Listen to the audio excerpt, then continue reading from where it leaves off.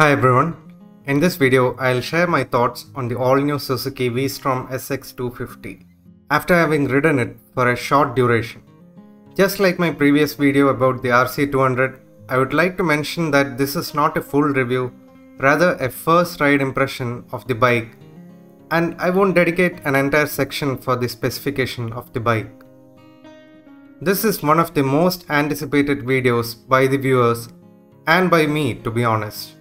I was waiting patiently for Suzuki to release an adventure bike until my patience ran out and I purchased the KTM 250 Adventure before the VStrom was announced. As always, looks are subjective, but I love the looks of this bike from the beak up front to the back section. Even though many consider the omission of LED brake lights to be an issue, for my eyes, the old Gixxer 150's brake light unit suits the bike. The bike comes in 3 color variants: Champion Yellow, Pearl Blaze Orange and Glass Sparkle Black. I must admit that the yellow is quite catchy and looks fantastic. The availability of top rack or luggage carrier by default is a welcome move. The fit and finish of the bike is top notch as well, especially when you compare it to the KTM 250 Adventure. If you have not watched the 1000 km review of the KTM 250 Adventure, please check the description or the card appearing now. The KTM's build quality is quite flimsy, to be honest, and the front mudguards are just a hard pull away from coming off. Compared to that, Suzuki has done a marvelous job. As an owner of the first generation Gixxer, I must say that the paint quality has improved a lot. The switchgear unit is placed firmly and does not move. The front section feels sturdy and overall a fantastic job. If I have to complain about something, it would be the pillion footrest. They should have made it larger by at least adding a rubber section on top and make it a little more comforting. The engine is the exact same one from the Gixxer 250, and if you have ridden any of the Gixxer before, even the 150, you will feel right at home and you will know just what to expect.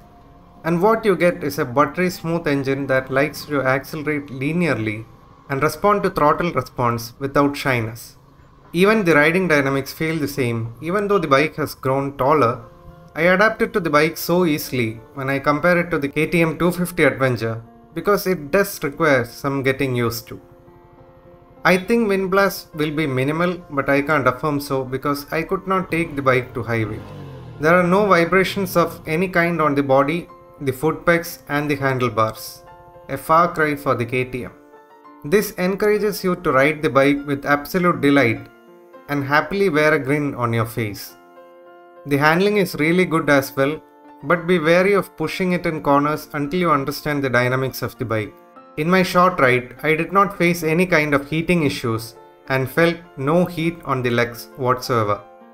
This bike is essentially a Gixxer 250 on stilts. The height was achieved by swapping the front wheel size from a 17-inch to a 19-inch one.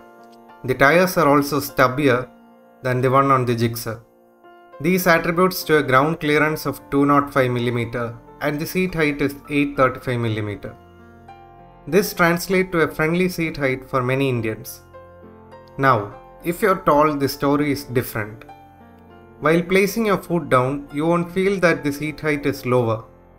But once you place them on the foot pedal, you feel a bit cramped since the distance between the foot pegs and the seat remains roughly the same.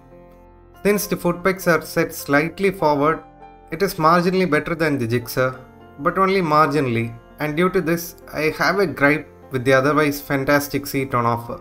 During the ride, I kept yearning for a longer seat so that I could sit further backwards to relax my leg further, something that I love very much on the KTM 250 Adventure. Speaking of seats, other than the subjective point I made, I love the feel and how accommodating it is. I cannot comment on the pillion comfort as I did not have a pillion, but from what I observed, it would be better than the KTM in my personal opinion, as the seat is wider and more accommodating. The clutch is quite hard and you need 4 fingers to operate it, mainly when you're starting the bike. This is a common feat in Gixxers as well. The bike refuses to start until you compress the lever fully, and it does require some effort. The only good thing about the clutch is that you can release the clutch slowly with zero acceleration and the bike just rolls on with ease. I always found the gear shifts to be slightly clunky on the Gixxers, and I feel the same for this bike, to be honest. But this is limited to the first and second gears. The gear shifting could definitely be improved. Since the gearing is not super tall like the KTM, the bike can carry slow speeds in higher gears, and one twist of the accelerator and the bike happily moves forward without stalling. This also means that you don't have to use that hard clutch quite often. The braking is more than adequate, and I could stop the bike where I wanted it to stop. No complaints there as well. In this department, the Suzuki and KTM are neck to neck, but maybe slightly better on the KTM.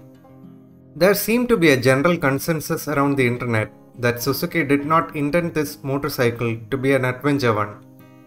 I'm sad to say that this is not true, as the brochure for the bike says on the front, VStrom SX, the master of adventure. Moreover, the front and insides does depict the bike being ridden in an off-road terrain. And now is the time I would like to talk about the suspension.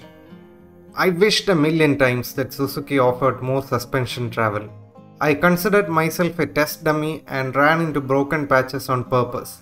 And the third time my spine pained. So I urge you to be careful. Just stand on the pegs if you don't have a pillion and go through the broken patches. I've covered the dummy work for you. If the bike had more suspension travel, Suzuki would have nailed it and put a nail on the coffin of the KTM 250 Adventure as well. I consider this as a missed opportunity to deliver a fatal blow to the competitors. Having said all this, if you're below 5'10" or maybe even less than 5'11", and your preference is on-road travel for long distance and maybe occasional off-roading and tackling bad roads, I would highly recommend this. And as always, before buying any automobile, have multiple test rides.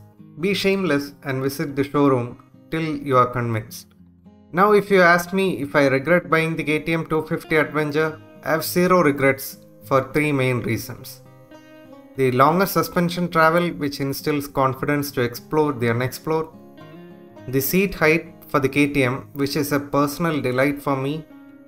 And the longer seat, which enables me to sit further back. But if you ask me which engine is better, Suzuki wins hands down. Well, those are my first ride impressions for this beauty. Thank you so much for watching. Stay awesome and ride safe.